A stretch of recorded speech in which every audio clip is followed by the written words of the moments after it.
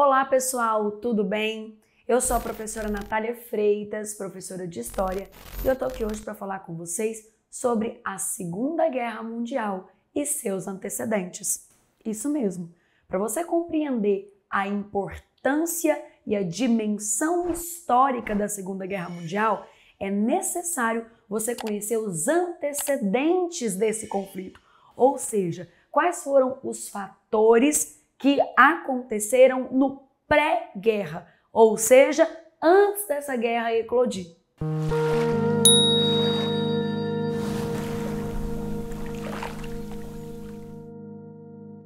E como primeiro antecedente dessa lista, eu vou colocar o Tratado de Versalhes. Gente, o Tratado de Versalhes, ele foi assinado logo quando a Primeira Guerra Mundial acabou.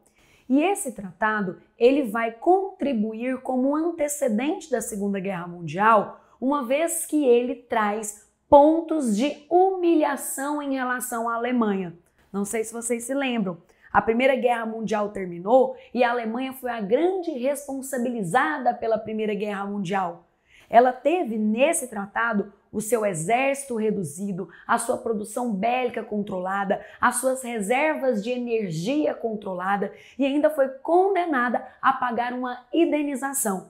Então esse Tratado de Versalhes, ele vai gerar um sentimento de revanche, um sentimento de humilhação por parte da sociedade alemã. A ideia que se tinha dentro da sociedade alemã era justamente de que a derrota na Primeira Guerra Mundial havia sido uma derrota injusta e que veio acompanhada de determinações muito duras pelo Tratado de Versalhes. O segundo antecedente da nossa lista são os regimes totalitários. Isso mesmo, gente. No pós-Primeira Guerra Mundial, já na década de 1920, a gente vê emergir em muitos países da Europa modelos totalitários, modelos autoritários. Vamos pegar o caso da Alemanha em específico. Na Alemanha, no pós-Primeira Guerra, vai ser instalada uma república, a chamada República de Weimar. E essa república foi marcada por forte crise econômica, por forte recessão econômica. Obviamente, essa recessão econômica, essa crise econômica estava ligada ao cenário de pós-Primeira Guerra Mundial e à humilhação do Tratado de Versalhes. Bom, só que essa crise dentro da República de Weimar na Alemanha, ela foi ainda agravada com os acontecimentos da crise de 1929 nos Estados Unidos. E essa crise de 29 coloca em crise também modelos da democracia liberal, como era o caso dos Estados Unidos. Isso fez com que esses modelos nacionalistas, autoritários, totalitários se fortalecessem. Então, os estados totalitários eles vão entrar dentro desses antecedentes. E aí, destacando aqui o caso do nazismo na Alemanha, liderado por Adolf Hitler, e o caso do fascismo na Itália, liderado por Benito Mussolini. Terceiro antecedente da nossa lista, a formação de uma aliança conhecida como Eixo. Eixo Roma, Berlim, Tóquio. Isso mesmo. Roma, Berlim, Tóquio. Ou também conhecido como Roberto. Roma, Berlim, Tóquio. Roma, na Itália, Berlim, Alemanha e Tóquio, Japão. Esse bloco era o bloco mais agressivo no sentido expansionista.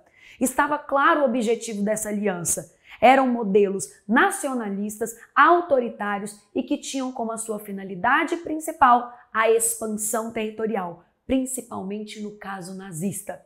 Lembrando que a Alemanha estava sob o governo de Hitler, a Itália sob o governo de Mussolini e o Japão sob o governo do imperador Hirohito. Ainda dentro da formação do eixo, da política de aliança e dos antecedentes da Segunda Guerra, nós temos que colocar aqui mais um ponto, a assinatura do Pacto Anticomintern.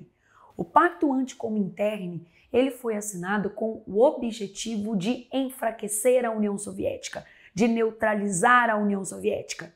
Esse pacto, inicialmente, foi assinado entre a Alemanha e o Japão em 1936, 3 anos antes da Segunda Guerra Mundial.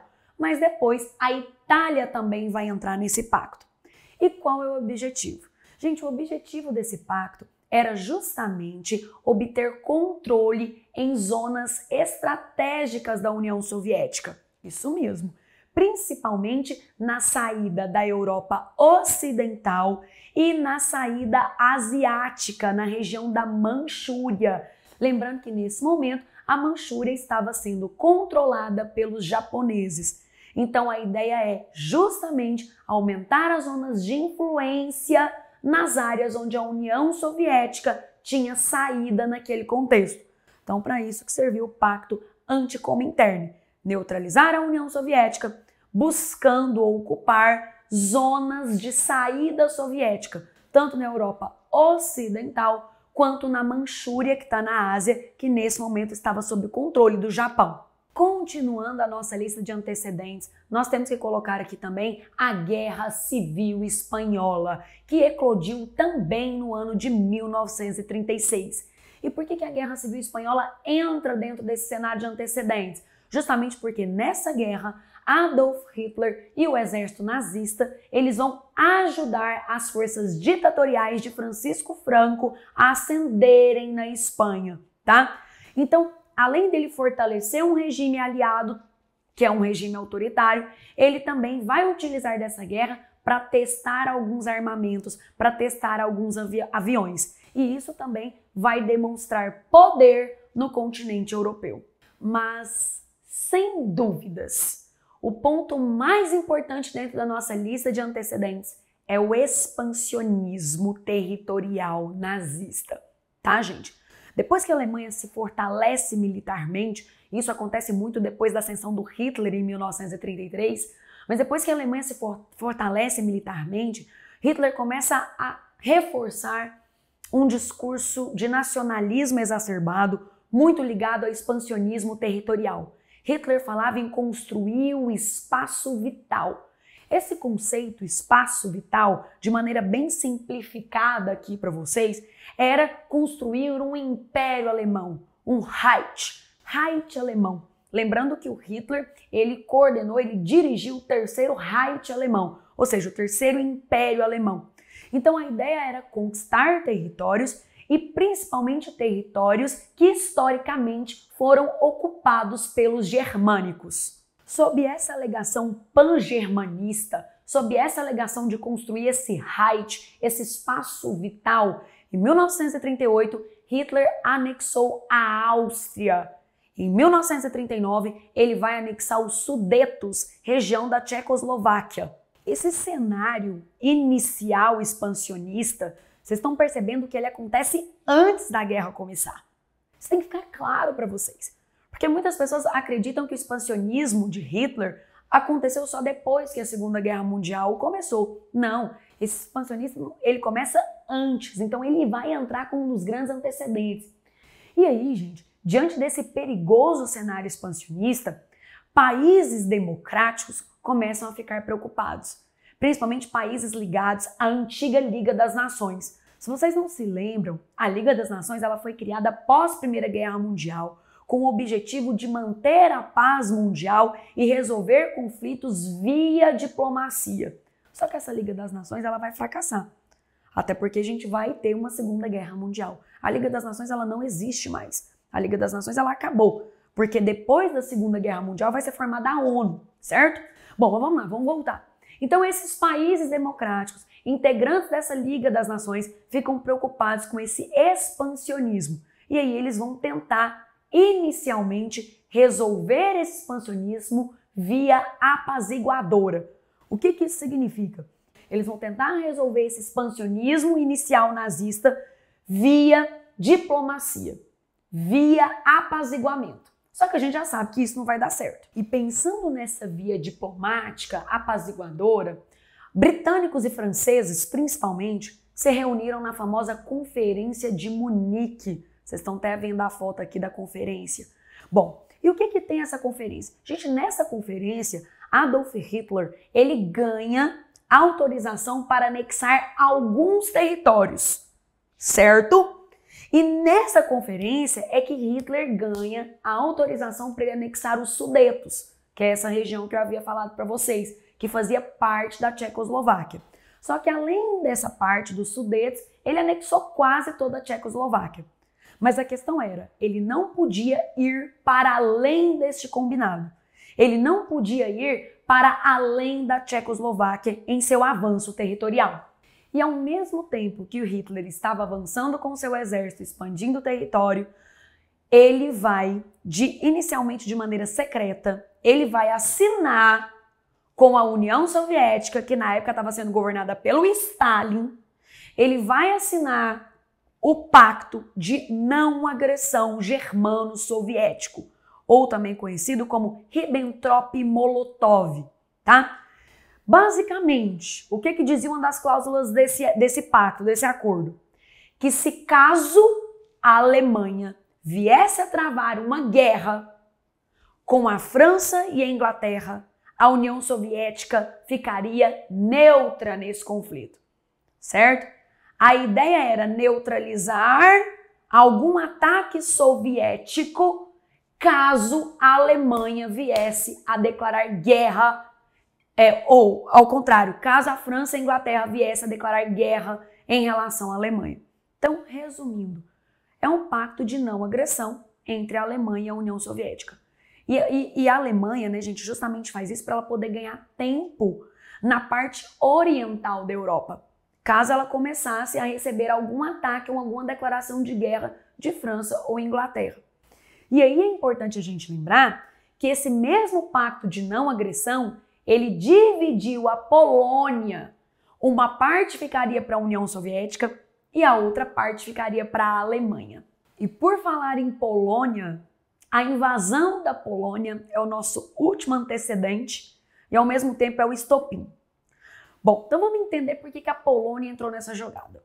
Gente, a Polônia foi formada no pós-Primeira Guerra Mundial, certo? Historicamente, o território da Polônia havia sido ocupada por germânicos e por russos. E é justamente por isso que Hitler desejava ocupar a Polônia.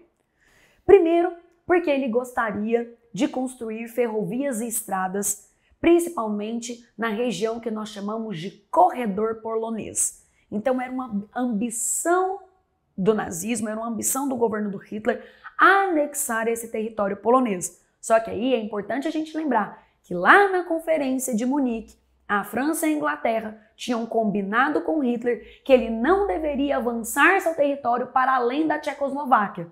Então, avançar pelo território polonês era descumprir o acordo que havia sido firmado lá na Conferência de Munique.